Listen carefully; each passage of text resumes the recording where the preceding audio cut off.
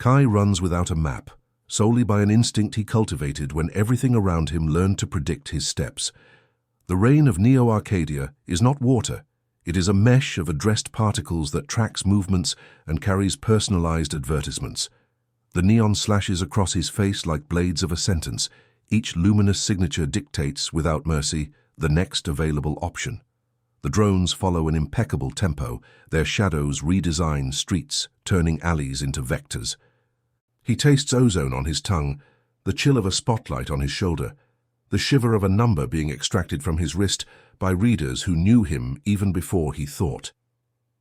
On every corner, the city whispers predictions, suggested routes, recommended companions, compatible jobs, rare and gentle punishments for those who dare to deviate from statistics. Kai runs like someone who refuses to become the expected average of his acts.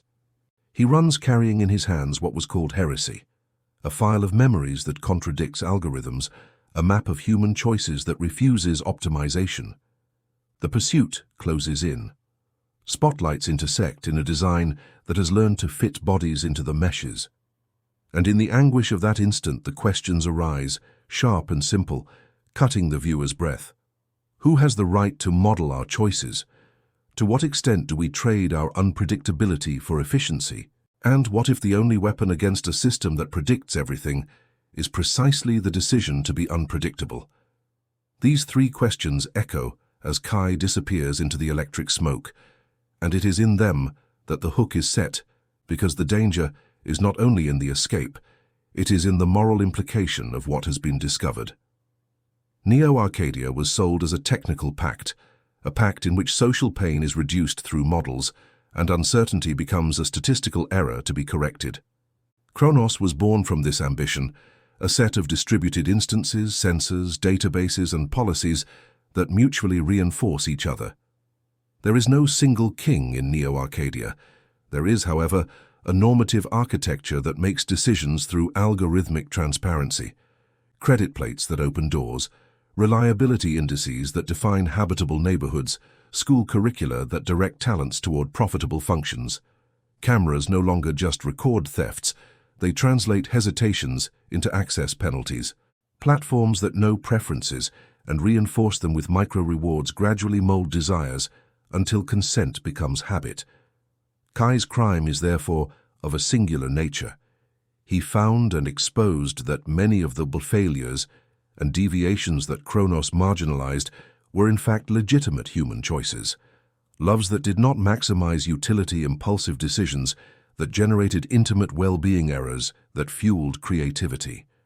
Revealing this was not just bringing data to light, it was delegitimizing the narrative that sustains the order, the narrative according to which predictability is peace. That is why his finding was criminalized as treason, not for attacking the infrastructure, but for attacking the moral legitimacy with which technological coercion was justified. Furthermore, beneath the technical surface, there was a deeper and more perverse discovery.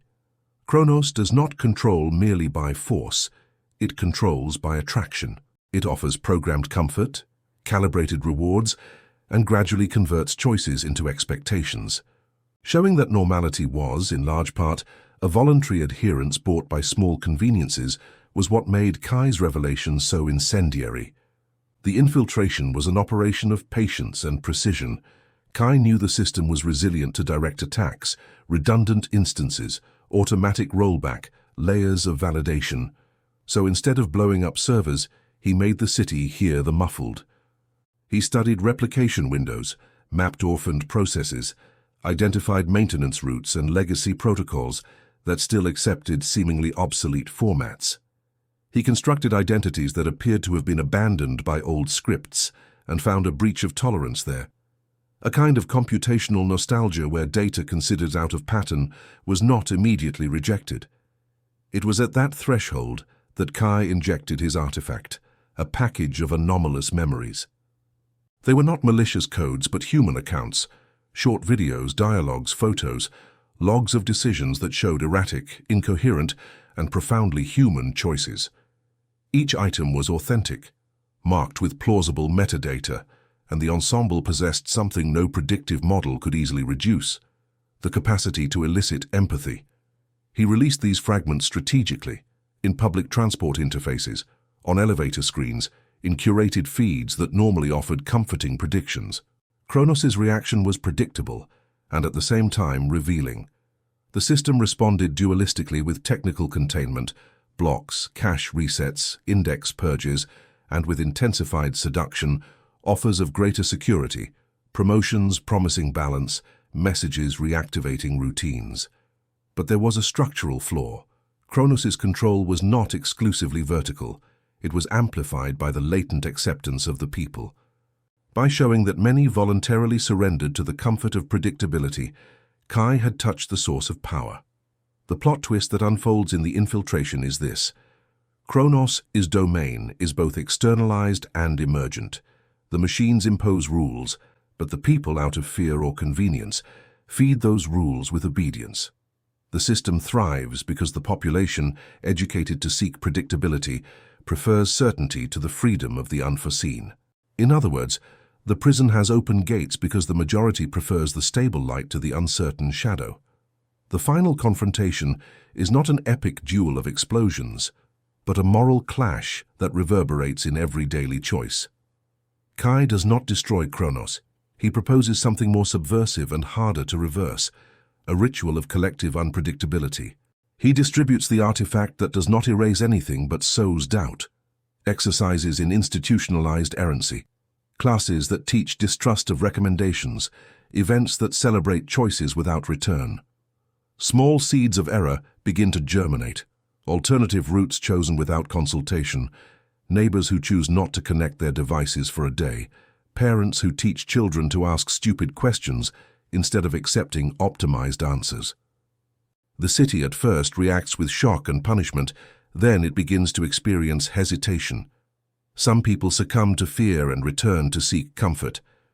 Others, for the first time, feel the strangeness of freedom. It is not comfortable, it can be dangerous, but it is alive. In the aftermath, the large corporations and the technical core of CRONOS recalibrate. They refine models, create more subtle sanctions, increase seduction.